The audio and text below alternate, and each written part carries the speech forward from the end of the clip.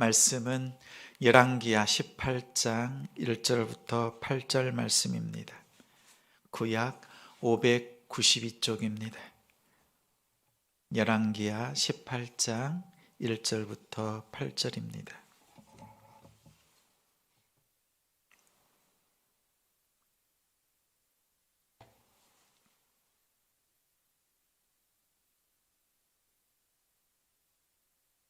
열왕기하 18장 1절부터 8절입니다. 제가 읽겠습니다. 이스라엘의 왕 엘라의 아들 호세아 제3년에 유다 왕 아하스의 아들 히스기야가 왕이 되니 그가 왕이 될 때에 나이가 25세라. 예루살렘에서 29년간 다스리니라. 그의 어머니의 이름은 아비요 스가리아의 딸이더라. 히스기야가 그의 조상 다윗의 모든 행위와 같이 여호와께서 보시기에 정직하게 행하여 그가 여러 산당들을 제거하며 주상을 깨뜨리며 아세라 목상을 찍으며 모세가 만들었던 놋뱀을 이스라엘 자손이 이때까지 향하여 분향함으로 그것을 부수고 느우수단이라 일컬었더라. 히스기야가 이스라엘 하나님 여호와를 의지하였는데 그의 전후 유다 여러 왕 중에 그러한 자가 없었으니 곧 그가 여호와께 연합하여 그에게서 떠나지 아니하고 여호와께서 모세에게 명령하신 계명을 지켰더라. 여호와께서 그와 함께 하심에 그가 어디로 가든지 형통하였더라.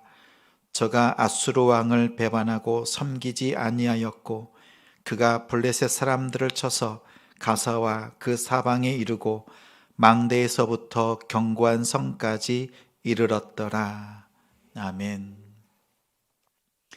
히스기야의 성적표, 히스기야의 성적표라는 제목으로 말씀 전합니다. 월드컵의 열기가 뜨거워지고 있습니다. 단 한 가지 종목으로 전 세계가 떠들썩한 그 종목은 월드컵밖에 없습니다. 선수들은 수년간 준비해서 경기를 통해서 성적표를 받습니다.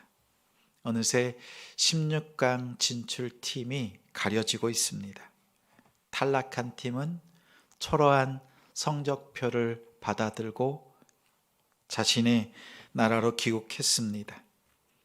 오늘 자정에 한국도 경기가 있습니다. 좋은 성적표를 받기를 기대합니다. 이처럼 우리 인생도 삶을 통해서 성적표를 받습니다.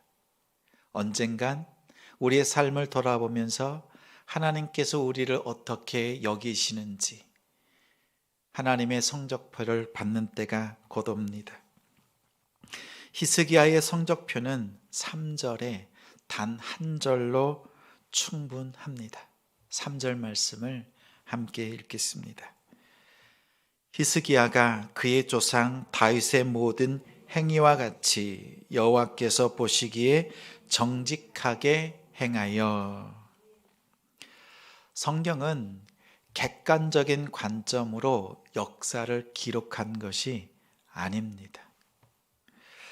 열왕기를 기록한 사람은 하나님이 주시는 감동으로 또 신앙적인 관점과 목적을 가지고 과거의 역사를 평가합니다. 북이스라엘과 남유다의 왕들을 평가합니다. 그들의 역사 속에서 하나님께서 어떻게 직접 개입하시고 함께 하셨는가? 그리고 그 일들을 놓고 이스라엘 자손들이 어떻게 살아야 되는지를 신앙적인 관점으로 평가합니다. 그래서 세상의 역사의 평가와 성경의 평가, 하나님의 평가는 다릅니다. 이렇게 돌아보는 일이 필요하고 꼭 해야 합니다. 우리 역시 내 삶 속에서 하나님께서 어떻게 역사하셨는지 돌아보는 일이 시급하고 중요합니다. 우연 같지만 하나님의 섭리요, 하나님의 역사요, 하나님의 손길이 내 삶 속에서 발견될 때 우리의 삶의 참된 의미, 그 가치를 깨닫습니다. 그런 면에서 오늘 말씀은 우리에게 무척이나 중요합니다. 히스기야는 모세의 율법에 따라서 가장 바르게 살았던 이상적인 왕이었습니다. 말씀에 보면 이전에 언급되었던 이스라엘의 북이스라엘과 남유다의 왕들에게서 찾아볼 수 없었던 모습이 나타납니다. 최고의 칭찬이 쏟아졌습니다. 다윗 왕과 같았다라고 하는 평가는 최고의 평가입니다. 사도행전 13장 22절에 보면 내가 이새의 아들 다윗을 만나니 내 마음에 합한 사람이라 내 뜻을 그를 통해서 다 이루리라 하나님께서 말씀하셨습니다. 다윗은 하나님의 마음에 쏙 드는 사람이었습니다. 그와 마찬가지로 히스기야는 하나님의 마음에 쏙 드는 사람이었습니다. 우리 가정에서 또 일터에서 사업장에서 내 마음속에 쏙 드는 사람들이 있지요. 그처럼 우리 역시 하나님께 쏙, 하나님의 마음에 쏙 드는 그런 성도가 되길 바랍니다. 히스기야에 대한 평가는 하나님 앞에서 그리고 모세의 율법에 관해서 어떠한 모습으로 살았는지를 그 기준 삼아서 평가했습니다. 왕에 대한 하나님께서 주신 기준이 있습니다. 모세는 그 기준을 신명기 17장에 이렇게 남겼습니다. 아내를 많이 두지 말라. 너를 위하여 은금을 많이 쌓아두지 말라. 평생에 여호와 경외하기를 배우면서 율법을 내 머리맡에 두고 그 말씀들을 지켜 행하라. 그리하면 형제들 앞에서 내 마음이 교만하지 않을 것이다. 명령에서 좌로나 우로나 치우치지 않을 것이다. 너와 너의 자손이 그 왕위가 영원하리라. 이렇게 왕의 조건, 왕이 지켜야 될 것들을 말씀으로 남겼습니다. 가만히 보면 하나님의 백성들 그리고 하나님의 나라의 사람들이 어떻게 하나님 앞에 설 것인가, 그것을 제대로 가르치고 실천하는 사람인지 그 기준을 두고 그 왕들을 평가했습니다. 이러한 하나님의 기준에 히스기야는 우수한 성적으로 통과했습니다. 5절에 보면 전후로 유다에 그러한 왕이 없었다는 평가를 붙입니다. 오늘날로 말하면 수석으로 합격한 것과 같습니다. 하나님께서 여러분을 향해서 성적표를 매기실 때 어떠한 성적표를 받고 싶으십니까? 이러한 우수한 성적표를 받기를 소망합니다. 히스기야가 어떻게 이러한 우수한 성적을 받았을까? 하나님께서 이토록 아주 칭찬하신 사람은 드뭅니다. 사실 오늘 말씀을 기록한 저자는 우리를 향해서 이렇게 권면합니다. 너희도, 이스라엘 백성들 너희도, 또 하나님을 믿는 믿음의 자녀들 너희도 히스기야처럼 좋은 성적표를 받을 수 있다. 오늘 말씀에 기록한 대로 히스기야가 행한 대로 행한다면 우리 역시 좋은 성적표를 받게 될 것입니다. 첫째는 히스기야는 지혜롭게 생각했습니다. 지혜롭게 분별했습니다. 1절과 2절에 보면 이스라엘의 왕 엘라의 아들 호세아, 또 유다 왕 아하스의 아들 히스기야가 왕이 되니 그가 왕이 될 때의 나이가 25세였고 예루살렘에서 29년간 다스렸습니다. 그의 어머니의 이름은 아비요, 스가리아의 딸이었다라는 말이 있습니다. 2절에 등장하는 인물이 있지요. 세 사람이 나옵니다. 북이스라엘의 왕 호세아, 마지막 왕입니다. 히스기야의 아버지 아하스, 어머니 아비, 이렇게 세 사람이 등장합니다.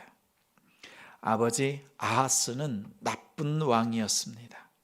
당시에 신흥 세력이었던 아수르의 지배를 받고 있었고 또 강국이었던 애굽, 그 둘 사이에서 줄타기를 하고 편을 들었던 왕이었습니다. 또 우상 숭배에는 열심이었던 아버지 아하스였습니다. 그런 악한 아버지 밑에서 선한 아들이 왕으로 세워집니다. 히스기야는 나쁜 땅에서 심겨진 좋은 나무처럼 자랐습니다. 어머니의 이름이 언급이 되지만 어머니의 신앙 때문에 히스기야가 좋은 왕이 되었다는 것은 성경에서 찾아볼 수가 없습니다. 그런데 히스기야는 다른 사람들, 아버지 아하스와 또 북이스라엘 왕 호세아와 전혀 다르게 행동을 했습니다. 히스기야는 국제 정세가 돌아가는 모습을 보았습니다. 특히 아버지 아하스의 죄악, 북이스라엘이 멸망당하는 모습을 보면서 자신이 살 길, 나라와 민족이 나아가야 될 길이 무엇인지를 살피고 분별했습니다. 아버지 아하스와 북이스라엘의 마지막 왕 호세아를 반면교사 삼았습니다. 반면교사란 부정적인 의미로 쓰이지요. 악한 일, 나쁜 일을 하는 사람을 보면서 자신을 돌아보는 것입니다. 나는 저렇게 되지 말아야지 라고 생각하는 것입니다. 히스기야는 그렇게 아버지 아하스의 삶을 들여다보고 북이스라엘이 멸망당하는 것을 보면서 문제가 무엇이었는지를 깨달았습니다. 우리 역시 하나님께서 우리의 주변에 있는 사건들과 사람들을 통해서 깨닫게 하실 때가 있습니다. 선한 사람들을 통해서 배우고 싶은 마음, 은혜를 따라 살고 싶은 마음을 주시기도 하고 때로는 악한 사람들의 모습을 통해서 나를 점검하고 돌아보게 합니다. 그들의 모습을 지적질하고 비판할 것이 아니라 나 자신을 점검하고 살필 수 있는 지혜로운 히스기야와 같은 성도들이 되길 바랍니다. 사건과 그 상황들을 놓고 반면교사로 삼을 수 있는 그러한 우리가 되기를 소망합니다. 또한 히스기야는 믿음으로 행동했습니다. 4절 말씀에 보면 그가 여러 산당을 제거하며 주상을 깨뜨리며 아세라 목상을 찍으며 모세가 만들었던 놋뱀을 이스라엘 자손이 이때까지 향하여 분향함으로 그것을 부수고 느우수단이라 일컬었더라. 이렇게 말합니다. 우상 숭배하지 말아라. 이렇게 법적인 조치만 취한 것이 아니라 앞선 왕들과 다르게 우상을 아예 찍어버렸습니다. 우상 숭배했던 그 터전을 아예 깨부쉈습니다. 산당을 아예 없애버렸습니다.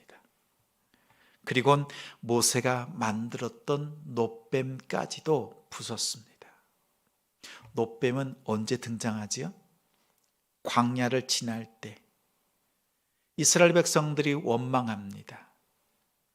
마실 물이 없고 먹을 것이 없고 그리고 하나님이 주시는 만나를 하찮은 음식이라고 불평할 때 하나님께서 불평하는 그들을 향해서 불뱀을 쏟아내셨습니다. 불뱀에 물려서 사람들이 죽자 하나님께서 명령하십니다. 놋뱀을 만들어서 장대의 높이 달아라. 그것을 바라본 자마다 회복되고 치료되었던 그 경험이 있는 놋뱀입니다.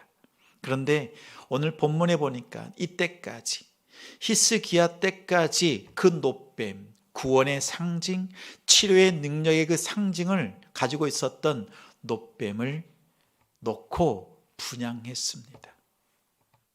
하나님의 은혜요 구원의 흔적, 그것을 기억하는 것이 아니라, 하나님을 기억하는 것이 아니라 놋뱀을 우상 숭배했던 그것을 놓고 민감하게 반응했습니다. 구원의 상징이었지만 우상 숭배의 대상이 되었던 놋뱀을 과감하게 부쉈습니다. 아마 이러한 모습을 볼 때 이스라엘 백성들이 어떻게 생각했을까요? 그 위대한 지도자 모세가 만들어 놓은 놋뱀, 그것을 부순다고 했을 때 히스기야 왕을 향해서 백성들이 어떻게 했을까? 적극적으로 순종하고 함께 했을까? 아니면 그들의 마음속에 뒤틀린 마음들이 생겼을까? 그들의 전통, 관행, 믿음의 풍습이라고 여길 만한 것들이었음에도 불구하고 그 안에 있는 죄의 본질을 무너뜨리는 히스기야를 보면서 백성들은 동요했을 수도 있습니다. 그럼에도 불구하고 히스기야는 구원의 그 치료의 능력을 상징했던 놋뱀을 부서뜨렸습니다. 그래서 느수단이란 한 조각 그러한 놋에 불과하다는 뜻이 있습니다. 그 대신에 역대하 30장 1절에 히스기야는 다른 것을 제안합니다. 히스기야가 온 이스라엘과 유다의 사람을 보내고 여호와의 전에 와서 이스라엘 하나님 여호와를 위하여 유월절을 지키라. 그때까지 유월절을 지키지 않았습니다. 놋뱀을 부서뜨리면서 하나님께서 구원하신 유월절, 출애굽했던 그 하나님의 능력의 상징 유월절을 하나님 앞에서, 하나님 전에서 온전히 지킬 것을 당부했습니다. 하나님 앞에 예배자의 삶을 살아가는 것, 우리의 삶에 있어서 가장 중요합니다. 그런데 오늘날 예배를 드리는 우리의 모습을 보면 어떻습니까? 성도의 의무, 하나님 앞에 예배를 드리는 우리의 것, 내 마음에 감동되면 예배를 드리고 감동이 되지 않으면 하찮게 여깁니다. 하나님께서 우리에게 원하시는 것들이 무엇입니까? 때로는 힘들고 어려울 때 있지요. 예배를 드리기 어려운 현실 앞에 놓일 때도 있습니다. 그러나 내 마음에 동함이 없고 때로는 감동과 은혜가 마른 것 같지만 성도의 의무를 성실하게 지켜내는 것이 필요합니다. 정기적으로 예배하고 이웃을 위해서 봉사하고 성도들과 함께 말씀과 떡을 떼면서 교제하는 것, 또한 신앙의 교육을 받고 선교하는 일에 동참하는 것, 이 모든 것이 바른 신앙을, 나를, 그리고 믿음의 공동체를 바르게 세워가는 반드시 해야 되는 일입니다. 내 마음에 내키지 않아도 해야 되는 성도의 의무입니다. 은혜가 없어도 하나님 앞에 적극적으로 순종해야 되는 우리의 일상의 모습입니다. 우리가 이런 것을 통해서 구원받는 것은 아닙니다. 이 일을 통해서 우리의 신앙이 온전하게 되고 또 유지되기 위해서 하나님 앞에 드려야 될 우리의 모습들입니다. 이러한 성도의 의무를 행하기 위해서 나의 자유를 포기한다면, 우리의 자유를 포기할 때 건강한 신앙이 됩니다. 우리의 믿음의 공동체가 더욱 단단해지고 더욱 넓어지고 더욱 깊은 믿음의 교제가 회복될 수 있습니다. 그러한 건강한 신앙을 가지는 성도가 됩시다.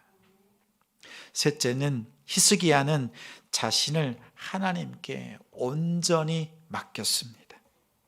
5절과 6절에 보면 히스기야가 이스라엘 하나님 여호와를 의지하였는데 그의 전후 유다 여러 왕 중에 그러한 자가 없었더라. 하나님을 향하여서 온전히 의지했다고 합니다. 의지한다는 것은 믿었다는 뜻입니다. 하나님을 믿는다면서도 의지한다면서도 하나님 편에 서기보다 하나님을 내 편으로 만들려는 사람들이 많습니다. 하나님을 내 편으로 만든 순간 하나님의 능력은 사라지고 하나님을 이 땅의 수준으로, 우상의 수준으로 낮추는 결과를 가져옵니다. 우리가 이 땅에서 하나님의 편에 서게 되면 하나님의 그 능력이 우리에게 임합니다. 우리가 하나님께서 내 편이 되어달라고 말하기보다 하나님 편에 설 수 있는 우리가 되길 소망합니다. 6절에 보면 이 말씀의 방향이 분명합니다. 그가 여호와께 연합하여, 하나님이 내게 온 것이 아니라 히스기야가 여호와를 향하여서 연합하고 여호와께서 떠나지 아니하고 여호와께서 명령하신 계명들을 지켰다 말합니다. 히스기야의 마음은 오롯이 하나님을 향하고 있습니다. 하나님 편에 굳건히 서 있습니다. 하나님께 가까이 가는 인생이었습니다. 그의 기도는 하나님께 드려졌고 드려진 그 기도를 통해서 치료받고 15년이나 연장되는 그 은혜를 누렸습니다. 이처럼 우리가 하나님 앞에 나아갈 때 우리의 기도가 하나님 앞에 올려집니다. 우리의 기도에 하나님께서 응답하실 때 우리의 삶 속에 하나님의 능력이 임하는 줄 믿습니다. 이처럼 하나님 편에서 하나님의 능력 가운데 살아가는 우리 성도님들이 되시기를 주님의 이름으로 축원합니다. 이렇게 살아내면 우리의 삶에 어떠한 결과가 있을까요? 7절과 8절 말씀은 우리 함께 읽겠습니다. 7절 함께 있습니다. 여호와께서 그와 함께 하심에 그가 어디로 가든지 형통하였더라. 저가 아수르 왕을 배반하고 섬기지 아니하였고 그가 블레셋 사람들을 쳐서 가사와 그 사방에 이르고 망대에서부터 견고한 성까지 이르렀더라. 아멘. 순서가 중요합니다. 우리가 지혜롭게 생각하고 또 믿음으로 행동하고 하나님을 온전히 의지하는 것은 이 형통을 얻기 위한 것이 아닙니다. 형통은 자연스러운 결과입니다.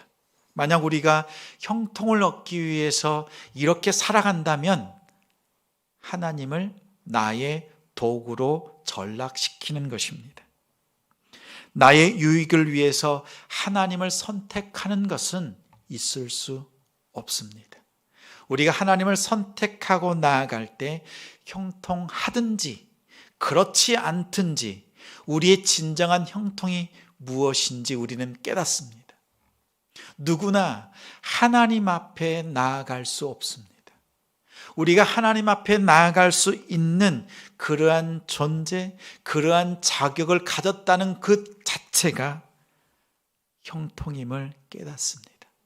하나님께서 우리와 여러분과 함께 해주시는 것 그 자체가 형통임을 고백하는 우리가 되길 소망합니다.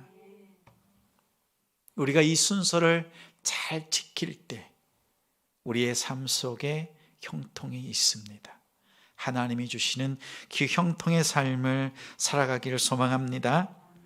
말씀을 정리합니다. 여러분이 지혜롭게 생각하고 히스기야처럼 믿음으로 행동하고 히스기야처럼 온전히 하나님을 의지하며 마음을 드리는 것이 중요합니다. 그 결과 하나님께서 여러분이 어디를 가든지 함께 하시고 형통의 길을 열어주시고 넉넉히 승리하게 하실 줄 믿습니다.